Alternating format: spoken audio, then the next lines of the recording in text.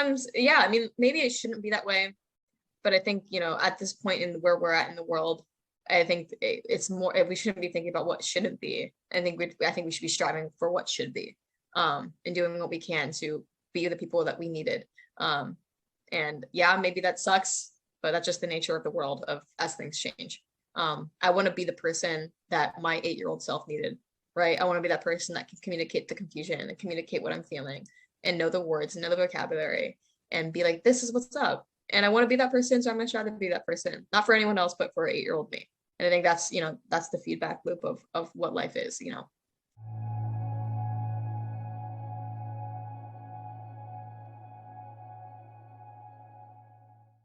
Hey, welcome back to Normalize the Conversation. Today I'm here with mental health advocate and researcher Seika Brown. Thank you so much for joining me today. We actually met recently at the POV's premiere in New York City, so I'm really excited to get to have you on the podcast and have a great conversation with you. Yeah, I am so glad for that opportunity to just met, in New York City, but I'm super excited. When I heard that you were another mental health advocate, I was like, let's go. So I'm very excited. Thank you so much. Of course. Before we jump in, I wanted to check in. How are you really? I'm good. I'm a little stressed, but I'm also a little like excited. I'm a sophomore right now in university, but two of my closest friends, they're seniors, and so they're graduating. So Wow. it's like this last rush of getting them like their graduation gifts, and like I'm meeting their families, and so it's like a little stressful because like it's a little sad. Like they're my closest friends and they're leaving, but at the same time, I think it's nice that like school's over and we're just able to spend time with each other and celebrate each other. So it's like a bittersweet, beautiful word. Yeah, feeling bittersweet today, but I'm pretty happy. So it's been a good time. That's amazing. Congratulations to both of your friends. I know how hard it is to transition when suddenly your friends, like your best friends, aren't there anymore. I Yeah. know when my two best friends left after college, I was in grad school and they had graduated and moved away. They Mm. actually moved to other states. I did not know how to like get through a Yeah. day without them. It was so weird. Yeah, it's gonna be a struggle. Like, thankfully, because I'm up in upstate New York, so New York City is only about like 4 hours away from me. So thankfully, one of them is gonna be in New York City. But at the same time, the other one, like, she's figuring it out. She's planning on going to med school, so it's like it's really up in the air where she ends up going. So it's just like this like weird period. I'm gonna visit you. Don't stress about it. Like any excuse to not go to school is a good excuse. So, I'm very excited to watch them go into the next chapter. But yeah, it's gonna be a little sad coming up in the next few years.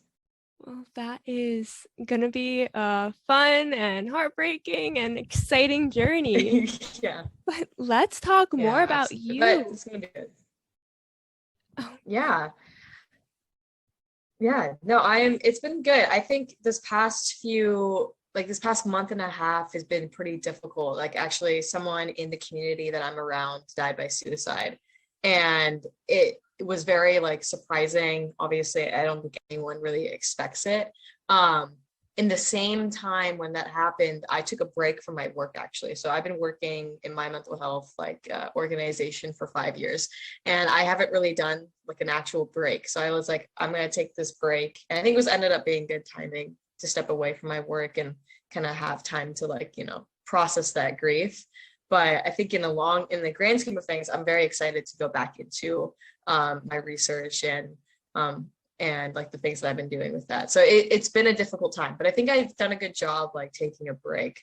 I do cultural research, so I have these conversations with people from across the world, and some of these conversations are really hard to have, and they're all in different time zones. So like I'll meet with someone at like 7 o'clock in the morning, and they're gonna tell me about like abuse or about like their suicidal ideation or their depression at like right in the middle of the morning. And so it's like it's difficult to find a balance between that. But I think taking this past break that was encouraged by my friends has been something that's been really good for my personal mental health. So it's been a lot of self-growth recently, despite the hardship. So I'm like in this weird in between of like feeling I'm going to be okay when I'm still kind of struggling in the moment.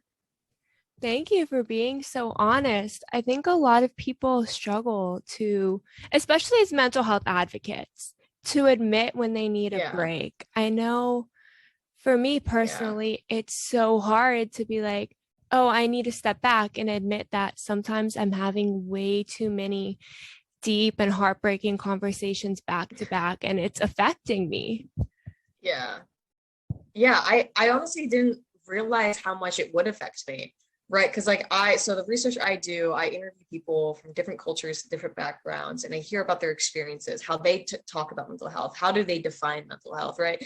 There's like this huge language barrier as well. So like, what kind of words, what's the language they use to talk about what we call mental health? And so it's really heavy stuff sometimes coming from different countries. Like right now, I'm doing interviews in the Nigerian time zone. So all my interviews at the moment and the research I'm doing is in Nigeria. And so you have this like huge stigma where you see a lot of women coming up and talking about mental health and talking about the need of talking about mental health. But their like vulnerability is so beautiful. At the same time, I'm like 20 years old, a sophomore in college, dealing with my own stuff. And I'm like, where is this good, healthy balance where I can be a supportive researcher with these people I'm interviewing, but equally, how do I like make sure I'm taking care of myself to support them and my friends and my family, and then of course myself. But it's like, I don't know, I never really thought about that until I got to the point where I had to, and I'm like, man, I should have thought about this. Like, I feel like a hypocrite, like that, I'm working in mental health and yet here I am not doing what I am preaching in a sense. So it's a weird dichotomy, but yeah, I think as mental health workers or advocates or just people who even work in the field of medicine, for example, you see this huge conversation of like, okay, how do we take care of doctors? How do we take care of clinicians? How do we take care of our counselors and our therapists, right? Like, what are they doing and what are we doing for them to make sure that they're doing okay? So it's been like a flip of a switch where I'm like kind of focusing on me, but focusing on other people at the same time. So yeah, it's a weird thing that I'm figuring out, but I'm getting there slowly but surely. It's definitely a weird thing to balance because at some points it's like, I need to power through. I need to have these conversations. I need to finish my research. I need to finish my work. And at some points I need to just take a break and decompress so that I can have the best conversations and be supportive when people are talking to me. I love that you are kind of going around the world and having these conversations.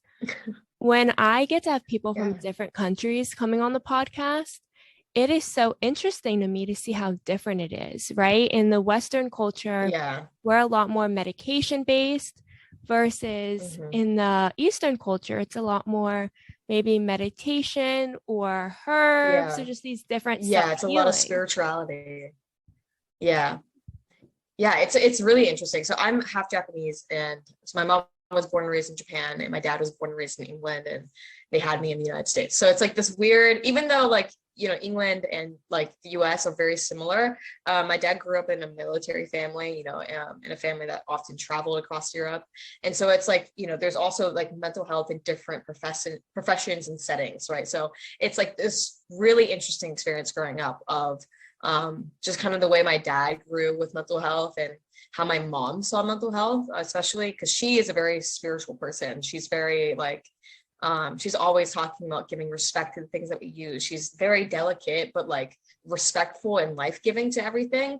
And I think it's great. At the same time, like I had this struggle in connecting with that part of my family, connecting with that part of my culture while living in the US. And so that's what inspired me doing cultural research, because like I had to hear about the culture that my mom came from in order to understand myself better and understand my family dynamic better.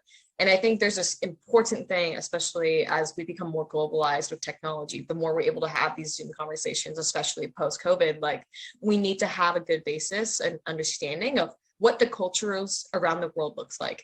And I feel like that will give us a little ounce of like ability to give respect, or at least understanding that maybe we don't understand. And so it's very interesting. Like I'll have conversations with people who talk about how people with mental illness are more praised in their country or in their culture, that like this person is like going through this battle and like they're supported. And there was like this small town in India that my mentor interviewed, and people who had like schizophrenia were actually supported. They were like idolized. They were like, oh, these people are able to talk to the gods that they believe. And so it's just like, you see this really interesting shift between Western cultures where people are looked down upon versus cultures that kind of praise it. I'm not going to say which one is more healthier than the other, because like that's not my place to judge or something, but I think it's really interesting to see the ways people talk and treat the people in their cities and their societies and their cultures. So it's really interesting, but it's also very complex. There's a lot that goes into it, but I definitely enjoy what I do. First of all, that is such a wise perspective to have at such a young age, that we need to be having these conversations, that you needed to understand your parents' culture and where they came from and how mental health was talked about where they grew up, to be able to understand yourself better, and then to go and conduct research on an international level to understand all these other cultures. That is mind-blowing, especially being so young. How old were you when you started having these conversations? So I started my work in mental health when I was 15. I was a sophomore in high school. There was a problem. So I took a psychology class for one semester my sophomore year of high school. And the problem and solution that we had to it was like this sophomore psychology project. And we had to find a problem. The problem was rising stress and anxiety rates. And the solution that I came up with was to come up with like a mental health club where like we don't make anything new. We just share the resources that the school district already provided. Long story short, my school district said no. My principal said no, stupid idea. We don't want that. I was 15. I was stubborn and I was upset. I was like, screw you. So I went to the governor and I like emailed all the state legislators and senators in my state. I come from Washington State. And I ended up getting invited to work on a bill. And so then I founded my first nonprofit at 15 with my friends from high school. And we worked in 2 legislation sessions, working on 2 bills, and we ended up passing one in 2019. And then coming to college, my fall of 2020, I was kind of like stepping back. I was like looking at the past 3 years at that point. I was 18.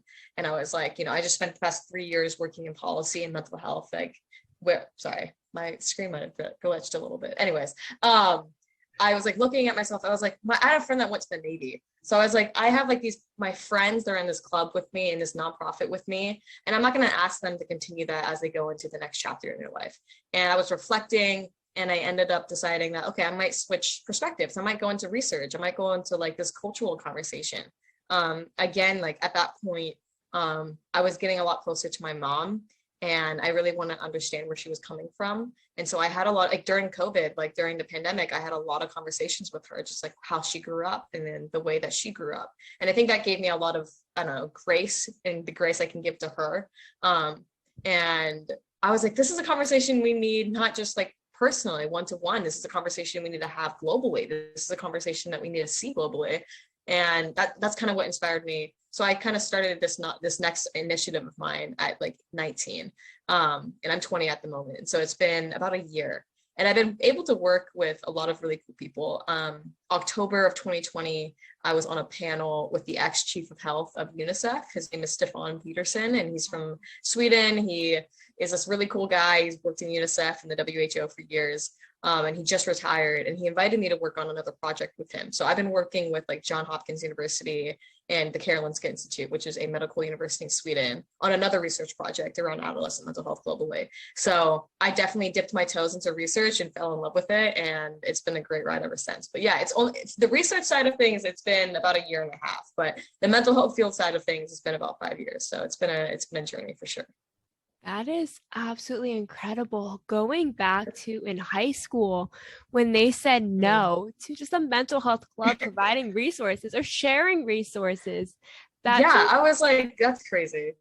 It goes to show how little prioritization there is toward mental health and supporting youth. Yeah. It was definitely like insane to me. So my brother actually, like what led me into the field was my brother struggles with like chronic depression. He was 12 when he attempted suicide. I was 8. And it was like this thing, and I grew up with it. In a way, it was kind of like a blessing in disguise. He's great now. He's married. He has a great job. But it was kind of like something that shook my family.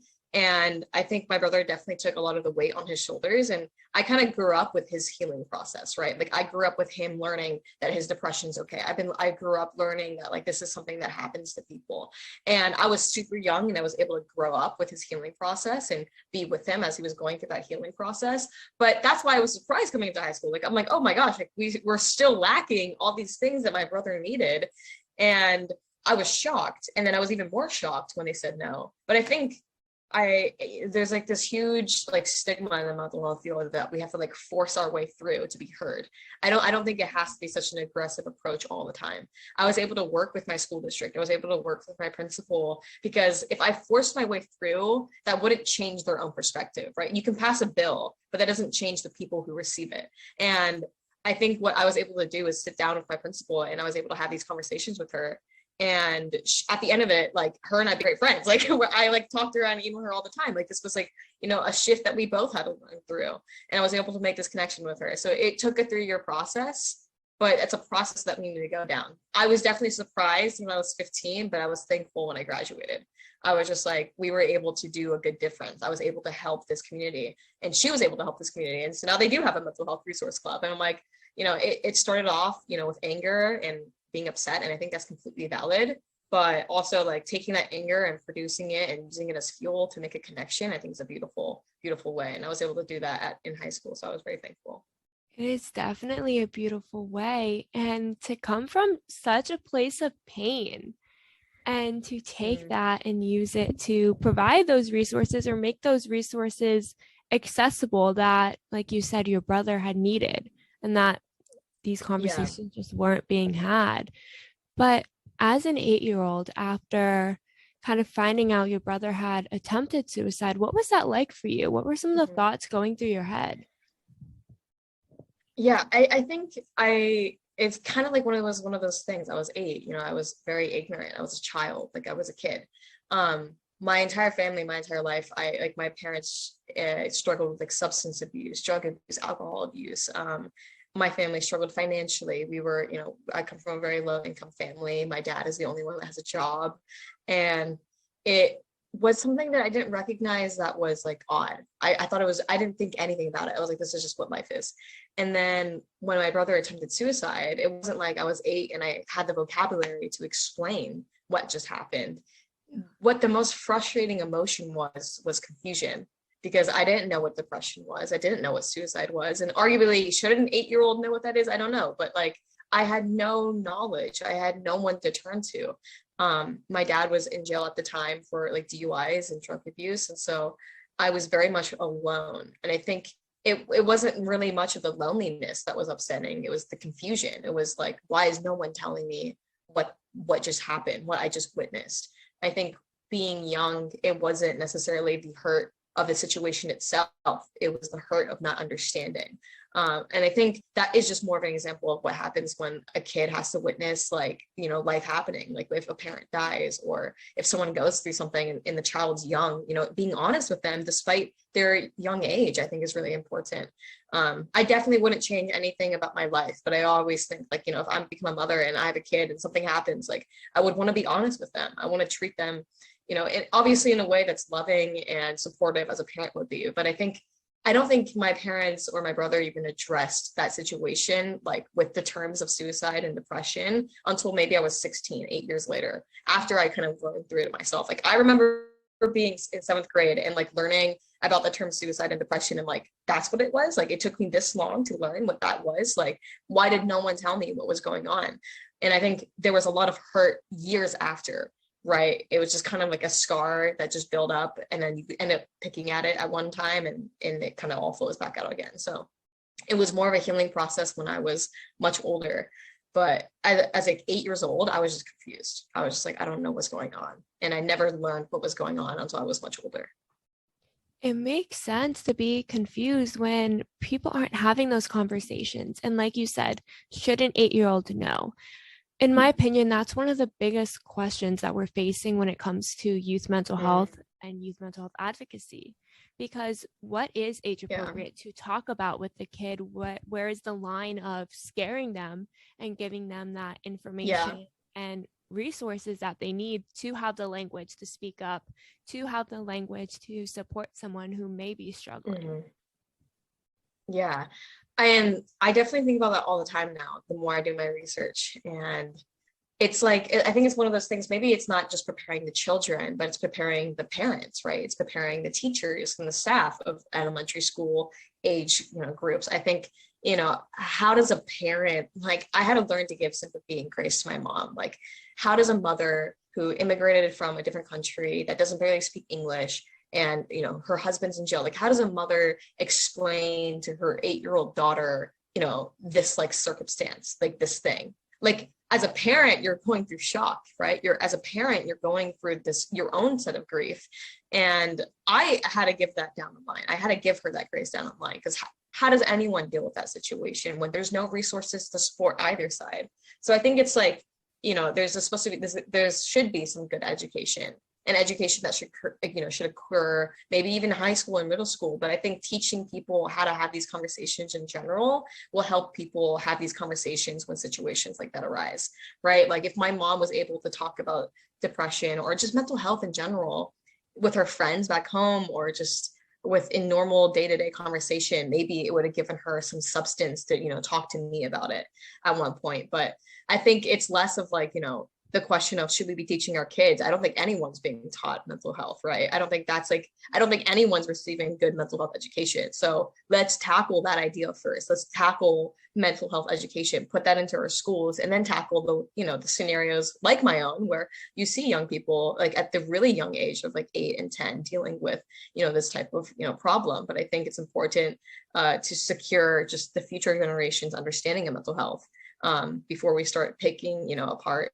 the small circumstances that happen. I think it's really important to prepare people in general. And I think that helps us, prepare for when life happens and things get kind of sad, or when things suck. I completely agree with you. And going back to what you said about how parents they weren't taught either. Even if we start mental health education in schools right now, that's still not giving parents the ability to have the conversations at home with their kids. So there needs to be a major crossover and resources being sent home to parents. But as a parent, from conversations with my own parents, for them, when I had attempted, they were just terrified. So they were acting out of fear. So when they were yelling at me, it wasn't because they were yelling at me. They were just a situation that was unimaginable. And how do you respond? How do you tell the younger cousins when I'm in a hospital not answering my phone anymore? How do you tell my brother why I'm not home? It was just very confusing for them. They didn't have the language, they didn't have the knowledge, they didn't understand why this would happen, and they didn't know how to respond. So I completely agree that it's definitely a lot more than just providing the information in schools. It's ways that we can bring it home and translate this over to the adults. Yeah. And I think that's actually something I just realized recently. So the WHO just came out with a mental health report. When the WHO gave mental health a definition, that was about 21 years ago. It was 2001. And a lot has changed from 2001. And so it's super interesting to read through this report. But something like hit me when I was reading it. I was like, I think it's good that we have so much emphasis on youth mental health and adolescent mental health. But what about the parents of these adolescents and the parents of these young people? I think that's where a lot of mental health discourse happens, is when you have a young kid who's becoming educated and parents who aren't educated around mental health. And then you have like these butting heads where the kid's like, why don't you understand the facts here? It's because the parents aren't getting the same facts. They're not being taught the same things. And it's like, it's a beautiful question in the sense of, like I mentioned, like there was someone in my community that recently died by suicide. And she had like 2 younger siblings that are like the ages of like 8 and 10. And it's like, how do you go home and explain the situation to them? And how do you go home and, tell them this is what occurred? And it's one of those things where it's a question with little answers. But at the same time, I think not neglecting the older generation when we think about mental health. I think youth mental health is extremely important, right? I'm a youth mental health advocate. I'm a youth mental health researcher. I'm here for the young people, but it's not just about young people. It's about the world. It's about our mental health together.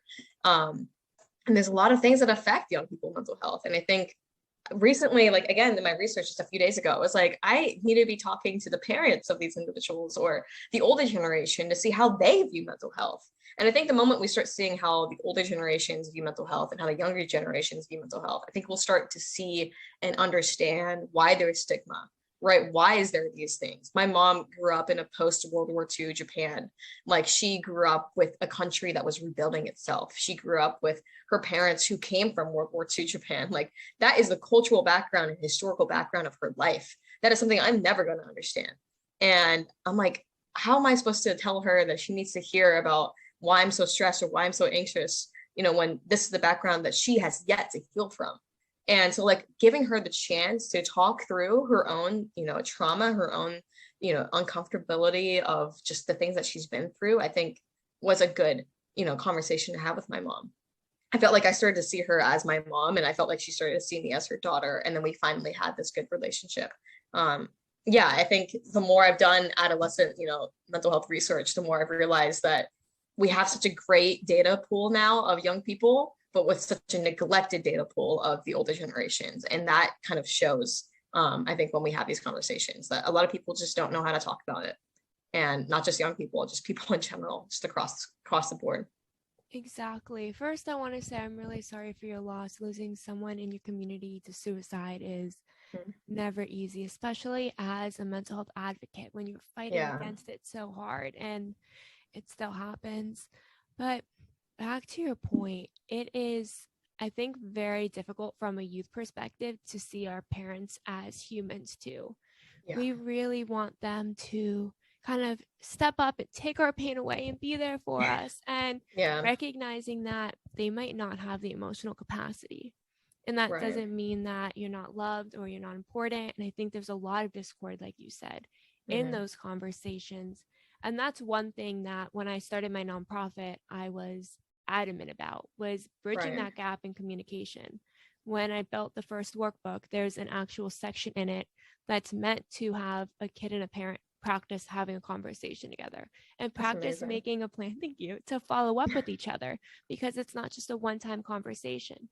But if we're not providing the tools and a guide and a sample, how is anyone supposed to know? Because we didn't grow up having these conversations. Exactly. Yeah. It's like, it's such a, obviously it seems so obvious when we say it, but it's just something that just has not clicked in this field for a while. And I'm like, gosh. And I think it's, like we said, it's so important to prepare our generations and the next generations of individuals for mental health care. But for the sake of our mental health and the mental health of young people, it's equally, how do we supply our parents with this type of tool? And I think that comes into the workforce kind of conversation, right? Like the places where my mom would work or my dad would work, right? Having this kind of, tools and access for mental health for adults who are in the workforce, depending, for doctors, mental health of doctors has been a huge conversation after COVID, or mental health. I know the construction workforce is a workforce that extremely struggles with mental health and mental illness, right? So how do we help them? It's providing tools to places where people already are at. And I think that's another thing where I think we could see a lot more support in, not just in schools, but in the people who lead the schools, the people who lead, the supermarkets and the libraries and, the doctor offices, and people who build our houses and the people who help us, right? Like, how do we take care of those people as well? I think that's the next step, is providing those tools and resources to where adults are and also where kids are. And I think that's, once we start doing that, I think we'll start seeing a little bit more family discourse and individual discourse around mental health. 120%. We don't focus on, first of all, you hear suicide prevention and you would think people are using tools and resources to prevent future suicides. But having it on a website that you have to take 200 other clicks to find is not suicide prevention. It's not helping. It's not the same. It doesn't do anything. Exactly. I'm sure there is some benefit to it, but it's one of those things. It's like taking a cough drop when you have a cough. Sure, it helps for a little bit, but it barely does anything. And suicide prevention is so much more than just an online toolkit. Right. It's so much more than just something that you can, you have to dig for, and then you have a crisis line. I think those are steps that we need, but I think they're intermediate steps, right? As we prepare larger areas of resource. I think Mental Health America does a great job in this concept of before stage 4, where it's, yes, suicide prevention is really important. But what is suicide prevention? Is it just preventing them from the act of suicide, or is it preventing them from even the thought of suicide, right? Is it, assisting people before they get to that last stage, right? It is, suicide prevention should not just start with the concept of suicidal ideation, it should start before people actually get to that level and that stage of in their depression or in their mental illness, right? So how do we help people before they get to stage 4, which is suicide?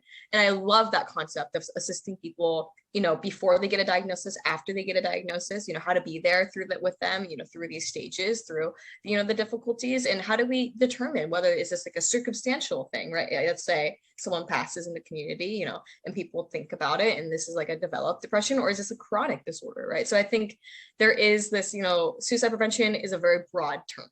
It's not just like, oh, right before. It's not, yes, crisis lines are important, but it's not just like in the crisis of thinking about suicide. That's not prevention. Prevention would be way before that. Like I always say, like you're not going to prepare for an earthquake after the earthquake happens. You're not going to prepare for a flood after the flood happens. You're not going to prepare for it, after a disaster happens. You prepare for it beforehand. So it's like, what do we do? What are we doing before, all these intermediate steps? And what are we doing after all these intermediate steps, and not just leaving people with, webinars, which I think are good. But at the same time, I think it's important to be with people as they get a diagnosis, before they get a diagnosis, after they get a diagnosis. Exactly. Targeting people before life stressors are tearing them apart. Yes. We're going to deal with so much loss in our lifetimes. That's just the reality of the world. We're going to lose people. People are going to pass away. We're going to lose our pets. We're going to lose jobs. Like there's so much financial securities, insecurity is going to happen. I can't speak. So many things are going to happen. But how do we help people before all of that happens and they're standing on the ledge, ready to jump? Exactly. How do we help them before they get to the point? We tend to wait till someone has the gun in their hand, they're standing on the ledge to say, oh, they're not making it up. This is serious. They need help. Like, and I think as time has developed in mental health, I would say it has become less stigmatized. I still think there's a lot of stigma to it, but I think the work of people have been beneficial. And I think back to when I started when I was 15 versus now at 20. Yeah, there's a huge difference between what it was like back then and what it is like now. And that's a 5-year span. But equally, I think I 100% agree with you. It's, before people get to those points. But it's also like, I think that's just like health 101. Recognizing mental health similar to physical health is so important. Recognizing people without disorders, mental health is not a conversation with those people who just have an illness, right? It's like, you don't talk about physical health only with patients of like cancer. You talk about physical health with children. You talk about physical health with people when they're healthy, so that if they do become sick, they know what to do. And I think it's the same thing. It's like, you don't talk about mental illness just with those that are mentally ill. You don't talk about disorders. You don't talk about diagnoses just with people who need to receive them. You talk about, to the community. And I think that's a great way to, help people, is having these conversations, be like, no, this is real. And this happens. And this is happening either to you or to a person right next to you. Mental health is a daily thing. It happens to everyone. If I've learned one thing in my research, every country is talking about mental health, but obviously in their own way. That it's a conversation. It is part of our daily lives. And when life happens and disorders, arise, and you start to feel ill, you start to feel sick, what are we doing for ourselves and the people in our lives? And I think that is the next big question of recognizing mental health, not as, a crisis, but as our daily life. And just being there with people. Like, it's going to happen. It's going to exist. Depression happens in like 1 in 3 people. It's such a common thing that we see. But how do we make sure that this common thing doesn't get to a place that is destructive and hurtful to, a person's own body? And I think suicide prevention, obviously at the core, is important. But, how are we teaching people to love, and how are we teaching them to love others and themselves, I think is so important. But I would say it comes down to just doing our best to like see gratitude and see love in our day to day. But it's very difficult given the state of the world. So, yeah. It is. And one thing that I always say to my family members who don't necessarily understand, when I'm like, oh, I have therapy today, they're like, why, what's wrong? Like, are you still not over what's happened? And I'm like, no, but it's still like a good place to grow, to develop new boundaries for myself, to vent, because I am stressed. I'm dealing with hearing people's really depressing stories and my heart shatters Yeah. every single time. And having someone to debrief that with and make sure my self-care routine is in place. But to Yeah. them, it's more reactive, not proactive. So I explain it as when you go to the doctor at a young age, they give you the tetanus shot. You might go get a flu shot. They're going to check your eyes. Even if you can see perfectly, they're still going to make you stand there and read the letters like this. Yeah, exactly. And they're going to check your hearing. They're just going to check these things. They're going to give you the tools that you need. They're not going to wait until you are completely blind to say, oh, maybe we should check your eyesight. They're not going to wait till you have chicken pox to say, oh, maybe we should give you the chicken pox vaccine right now. Exactly. And I think, yeah, that's the perfect way to put it, right? It's, normalizing the conversation is the kind of slogan that I think we're seeing nowadays. I think I love the advocacy and I love the activism and I love what people are doing. And it's about, right? It's about the normalization of mental health. It's not about the idolization of mental health. It's about recognizing that mental health is physical health too. It's like, it's this mix. And physical illness is physical illness and mental illness is mental illness, and neither should be stigmatized either, right? But I think coming to terms that like, yeah, I'm going to go check if I need like contacts and glasses, and I'm going to go check if I just need, some medicine. Like, I think it just goes in its own way. And I think that's a beautiful way to put it, is that mental health is part of our daily lives. It's real to you. It's real to me. It's real to anyone. And right, like, how do we make sure that we're doing well when we are well, and how are we taking care of ourselves when we're not well? And I think, kind of having like that's a beautiful example of like, yeah, this is just a checkup. This is just a check-in with myself. This is to see where I'm at, and this is where I can let go. And I think that's a really healthy way to look at it, is like, this is just part of our daily lives. And this is something that's real to everyone. Exactly. We all have mental health. Where we are on the scale will change every day. Some people may be doing great. Some people may be on the floor crying, not wanting to move. Both of them are completely normal. But what are we doing to help people on both ends to either maintain or get to that point? Yeah. I think another thing is like, also like, what are we doing to support those people, right? Like, if I'm my friend and I, like, we took a walk the other day and we just sat outside at like 10 p.m. and she was like, how are you doing? And I'm like, yeah, I'm doing good. Like, and because she was not doing good. And it was like this thing, because I was like looking back in the past month and a half, and I like I mentioned, like with my friend who passed away, and like this community grieving, and my work and school, and like everything that was going on. I'm like, truly, the past month and a half, I was not good. But like in this moment, I'm doing good.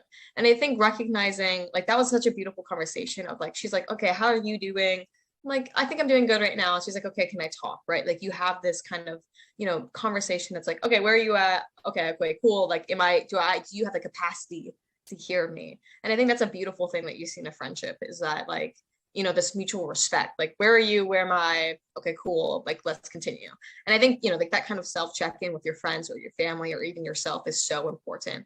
And I think it's like just something that happens in the moment, right? You're giving yourself grace. It's just like, yeah, like, this is where I'm at. And I think, I'm doing good in this moment. So I want to help my friend to, maybe not be good, right? I don't think we need to like force ourselves to be better or force ourselves to be good. It's about, recognizing that maybe we're not doing so well, and maybe we're not doing okay. And that's fine. We don't need to rush the healing process. I think it's just need to recognize that healing is okay.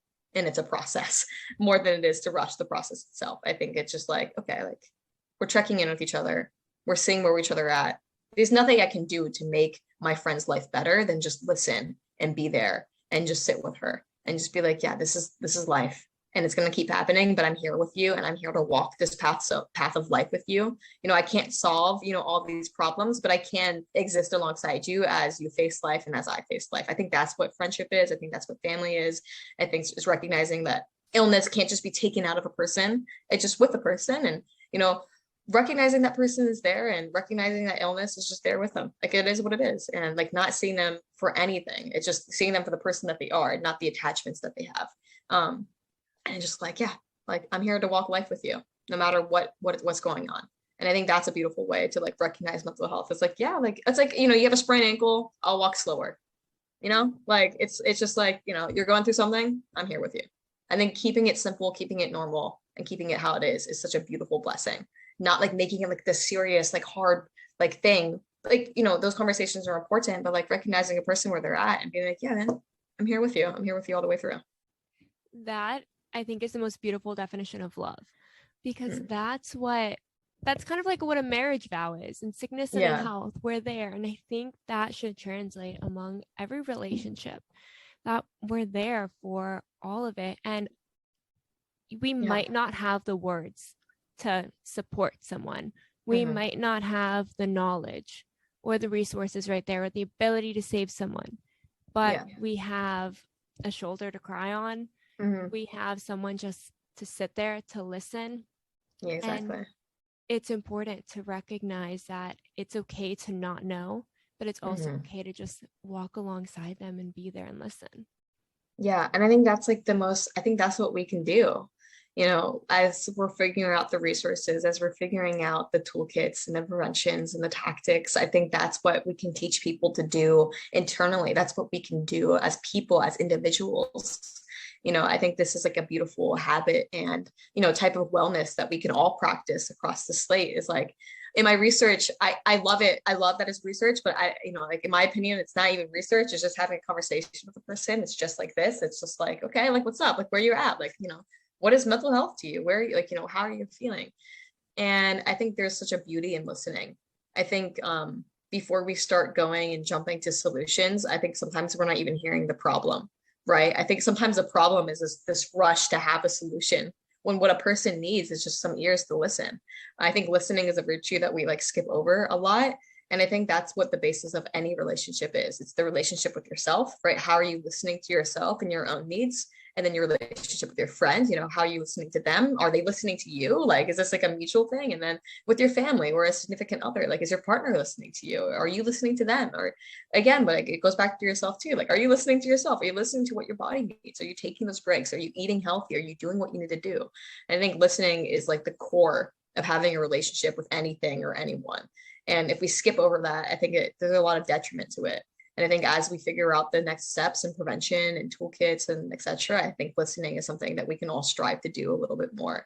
I know that I can say that for myself. I can be a better listener every day I wake up. And I don't think that's something that we have to find heartbreaking. I think that's something that we can find as beautiful. And that's something that we can strive for. I completely agree. Listening is the most important part, I think, of having a conversation, and not listening to form a response, listening to hear and to understand. And I think we've shifted in society as more of listening to respond. Everyone wants to respond. Everyone, well, I don't want to say everyone, I don't want to generalize, but many of us want to have a response, have the last word, be right, know everything. And that's not what real communication is.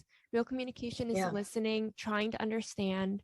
And you may not agree with someone, you may not completely understand where they're coming from, but listening and giving them a chance to feel heard, and then responding, whether it's with words or with action or just with being there. Yeah. And I think, again, that's something that I've kind of took, to heart recently. I was like talking to my friend like about her parents, and then I think there's like this panic in us, right? Like you kind of said about your parents, it wasn't like they were yelling at you to yell at you. They were yelling at you out of panic, right? Out of like, I don't understand what's going on, and I'm stressed and I want to help you, but I don't know how to help you. And so like, I think people jump to response because they don't know how to respond.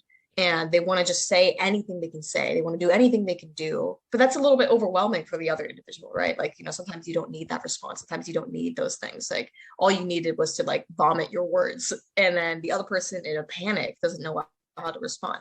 And I think that's what a lot of listening is too. Like you said, like not to generalize, but I think it's also just like, some people have good intentions and we just don't know how to communicate that. It's not that people are responding out of ill intent. It's not that you're responding out of ill intent. It's not that I'm responding out of ill intent. It's just like we want to help people. We want to help our friends. We want to help our families, but we don't know how to do that sometimes. I think recognizing that, again, like you said, that it's okay that you don't know is a great place to start. Being like, I don't know how to help you, but I'm here with you and we can figure this out step by step together. I think that is a lot more productive than being like, okay, well, like, maybe like, did you work out today? Like, did you work out 30 minutes like you're supposed to? Like, like there's some responses that are coming from a loving area, but that just don't communicate love well. I don't think people, I think humans are a lot better than we give them credit for. I think everyone wants to do their best for the people they love. And I think everyone wants to do what they can do for people, and recognizing that we will fail in that. I think that's okay. Right. I think there's grace with that. But I definitely agree that listening is such an important part. And it's not about the response, right? It's not about the words you say next. It's not about formulating those sentences. Like I know I do that sometimes. Like I'll go into like a coffee shop and like rehearse what I'm going to tell the barista, but like, it's not like that. It's just, sitting there, and like, it's just the conversation I had the other day with my friend, just sitting there and being like, yeah, life is very uncertain, but if I'm searching about anything, it's like in this moment, I'm with you and I'm hearing you, and we'll figure it out together in the next few steps. And I think that's a lot more productive than giving them a whole list of things that they can change. I agree. And to your point of intention, that's something that I'm so passionate about, is recognizing how people may sound very hateful or mean, or like they don't care, especially when it comes to mental health. But a lot of times it is coming from good intention. It's just coming from their knowledge and perspective. Yeah. So their knowledge and perspective may be from growing up in a community or in a family that said mental health wasn't real, and that you have to be strong to be resilient to get through life. So when they're responding, they think that's good advice, and recognizing that it's okay if someone doesn't respond the way you need them to, but being able to continue the conversation to understand where they're coming from as well, so that they can learn to support you and you can learn how to take their words, because it genuinely might not be that they don't love you. It might not be that they are hateful and don't believe in mental health. It might just be an error in communication, a misunderstanding. Yeah, not everyone's good with words, but I think it's very much human nature. I think speaking is, for most people, is like the easiest thing that we can do sometimes. It's a lot easier than giving a gift, or giving them a present or something. Like it's difficult to communicate, and I think it's difficult to communicate on both sides. And that's not to discredit the people, right? I think you're allowed to be hurt. You're allowed to be like, you hurt me. Like you're allowed to say that the person's response was hurtful. And I think equally though, holding on to that hurt versus recognizing that hurt are two different things. Like I could be hurt by a response, and I can be like, that hurt me, and that can hurt me for a little, a good amount of time. But I don't want to hold on to pain. I don't want to hold on to anger, and like learning, right, to like cycle that through, I think is equally important. People, most times I would like to say people have intention of like, of a good heart. Obviously there's times where that's taken advantage of, and you are taken advantage of. And I think those are circumstances to neglect. Those are things that we can recognize, but equally, just coming in and being like, yeah, like, okay, like that wasn't the most productive conversation we could have had. And I think it's a lot more healing when a person can be like, okay, that didn't necessarily help. Like, I don't need advice right now. I just need a friend that can just listen. And the other person respond like, okay, yeah, like that helps. Like, I think, again, people just want to know what they can do. And I think sometimes that instruction of like what you actually need is so important. I had a friend who like I just remembered this past month was like, you should tell, this is my friend from home. She was like, you should tell your friends, at college, what kind of support you need. I'm like, that feels weird. Like, I don't want to be like, oh, like I just need X, Y, and Z. And she's like, no, like they love you, right? And you love them. Like, don't you respect them enough to tell them what you actually need? And I was like, yeah, I guess. But like, that kind of feels weird to be like, again, this is what I need, X, Y, and Z. But I tried it out. I was like, hey, like, actually, I don't really like advice is just a bit overwhelming in this moment. They're like, okay, thank you. Like, I don't know what you need right now. So like, if you can tell me what you need, that would help. And like to hear that like affirmation of like, it's not necessarily about, right, like taking someone's advice, be like, yeah, it's like, okay, like maybe that's not what I need in this moment. And to have the other person be like, okay, perfect. Thank you for telling me this. Like, what can I do to help you? I think was a beautiful interaction to have. Of, people, again, they have good intent. I think learning to be comfortable with what hurts and what upsets us and what, supports us is okay. Again, you're allowed to feel every emotion that you're feeling, and being able to communicate that, I think, is a very beautiful thing to do. I really love that your friend told you to ask for the support that you need. People they can't read your mind. They don't know what kind of support you need. And for me, that was something that was so difficult to learn. Literally last night, I was just at a place of complete overwhelmingness where I was crying. I was just like, I feel like I'm failing. I feel like the Mm. world is not getting any better. I feel like no Yeah. matter how much I try, like I'm not making enough of an impact. I'm Yes. not having enough of a reach. And I was just overwhelmed. And Yeah. my parents were trying to offer me advice. Mhm. And I was like, you're not understanding. I need a hug. Yeah. I was like, I just Mhm. need a hug. And if Mhm. you like can't give me the hug right now, just we need to separate for a little bit until I Yeah. can like calm down. And they gave me the hug that I needed. And Mhm. then I went to my room and I just laid down for an hour and Mhm. then it was okay. But if they had just Mhm. continued to give me this advice and this like positive, encouraging talk, like I was like, I get Mhm. it. I know day by day, keep going. I get that. But Yeah. right now, I just need to like be held for a second and know Yeah. that like it's okay. Yeah. Yeah, absolutely. There was like like the other week where I was just not well and my friends were like, "Oh, just like, like just like watch a movie or something." And I was like, "I don't I don't think that'll make me feel better." I had another friend that was just like, "I need to cry too. Can I pick you up in 5 minutes and we can just cry together?" And I was like, "Yeah, that sounds wonderful. Are you kidding me?" So she picks me up and we talk. We just both like sob. And I'm like, "This is a great time." Like, like just sitting with each other, I think is like such a thing, a good thing. And I love that your parents were able to like respond well of it in the sense of like, like I don't need advice. I don't need to shove my emotions away. I think it's okay to cry. Like just it's okay to, be sad. It's okay to grieve. It's okay to be like in this moment, I'm not well and I'm going to cry and I'm gonna be upset. I think it's better to let yourselves feel your emotions fully than to like try to cut them midway. I think, okay, I'm gonna spend probably the next 2 hours crying, and hopefully at the end of it, I'll like go, fall asleep out of exhaustion and wake up feeling a little bit better. Like sometimes you just gotta feel what you feel, and I think there is like productivity behind that. Exactly. And it's okay to let someone cry and just to be there. Mm-hmm. And for those listening, it was not like an overnight thing that my parents finally just were like, okay, we'll give you Yeah. the hug. It took like 3 years and writing 2 books about how to do this to get my parents to understand that they don't have to Mm-hmm. stop me from crying. They just sometimes have to be there when I can't show up for myself or when my Yeah. dog's kisses aren't making it better. Yeah, exactly. And exactly like these aren't things that you're gonna pick up or your friends are gonna pick up or your family's gonna pick up in a day or 3 days or a night, etc. Like this is something that you learn, right? And like how are you responding and how are the people in your life responding? I think there's an example and people can follow. Like it's just it's not going to be like a nightly thing. It's a constant. I think it's ever changing. I think I'm always going to grow. I think I'm always going to learn more tactics and more ways to be there with people and how to be there for myself, and giving people grace and giving myself grace, more importantly. I think is so important. Just like I'm not going to get it right, neither anyone else, and I'm going to fail and I'm going to struggle, and I'm just going to let myself do that, and I'm going to let them do that. And I think there is like a practice of love that we have. I think there is like grace in that. Like, yeah, you had to write 2 books to get your parents to hear you. And sometimes, yeah, I mean, maybe it shouldn't be that way, but I think, at this point in where we're at in the world, I think it's more, we shouldn't be thinking about what shouldn't be. I think we should be striving for what should be, and doing what we can to be the people that we needed. And yeah, maybe that sucks, but that's just the nature of the world of as things change. I want to be the person that my 8-year-old self needed, right? I want to be that person that can communicate the confusion and communicate what I'm feeling and know the words and know the vocabulary and be like, this is what's up. And I want to be that person, so I'm gonna try to be that person, not for anyone else, but for 8-year-old me. And I think that's the feedback loop of what life is. That 8-year-old girl, she didn't have what she needed, but I'm gonna do my best to make sure that some other 8-year-old girl does. Right. And I think that's a constant thing that in the world that I think we always strive for is just to do the best we can do.